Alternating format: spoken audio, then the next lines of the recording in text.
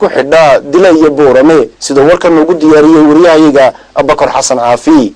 maanta ayaa 5 kiiloomitir iyo 300 ee xukuumadda Soomaaliland ay lacagta bixisay la shubay laamidii iyo daamurkiiba waxaa munaasabada lagu shubayay daamirkaasi 5 kiiloomitir iyo 300 ka qayb galay barasaabka gobolka Awdal oo uu heliyo xogayaha gobolka Awdal iyo maamulka hay'adda Asarda ee horumarinta wadooyinka gobolada Awdal iyo Salal waxaana munaasabadaasi ugu horeyntii ka hadlay gudoomiyaha hay'adda Asarda Cabdilaahi Xaaji Ciise waxaana uu ka waramay waxay daba socotaa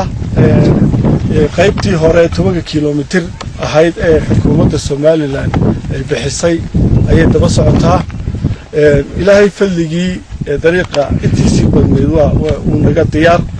waxaan maanta bilaabaynaa inaan shubno daamurkii ayaan bilaabaynaa aad baan ugu mahad celinaynaa sida fiican ee xukuumadda sare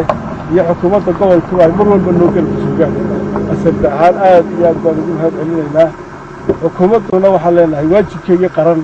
ee dariiqa kaga aadanaa alxamdulilah way qabatay sidoo kale waxaa isaguna halkaas ka hadlay Abubakar Xuseen Macaad Shinadheere oo ka waramay markaa waxaan mahad badan uga soo celinaynaa ama uga soo jeedinaynaa dawladda oo mahadda koowaad leh loo suurtagelisay inay 16 kiiloomitir markaa waxaanu halkan uga soo jeedinaynaa marsaxaadka in sidaa ay dawladda iyo dadweynaha aanu ku dhisayno sidaa noo gacmo isu haysan Sheekh Cabdilaahi Sheekh Ali Jawaar Sheekh beledka magaalada Boorama ayaa isaguna carabka ku dhuftay ilaah baa mahad leh aan mahad mar labaad u celinaynaa xukuumadda Soomaaliland madaxweynaha Axmed Maxamed Siiraay oo madax ka yahay oo fulisay ballanqaadkii ay noo sheegeen markii aanu wadada bilownay ay yiraahdeen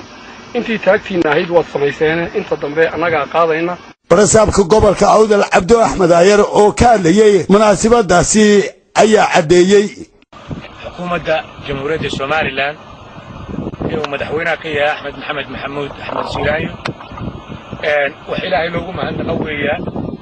wax runtii ku dayasho mudan weeyaan waxaan ka marqaati kaciyaa in bilowga wadooyinka in la dhisan karo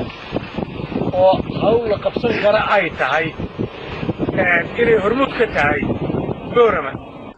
waa Caafi TV-ga qaranka Soomaaliland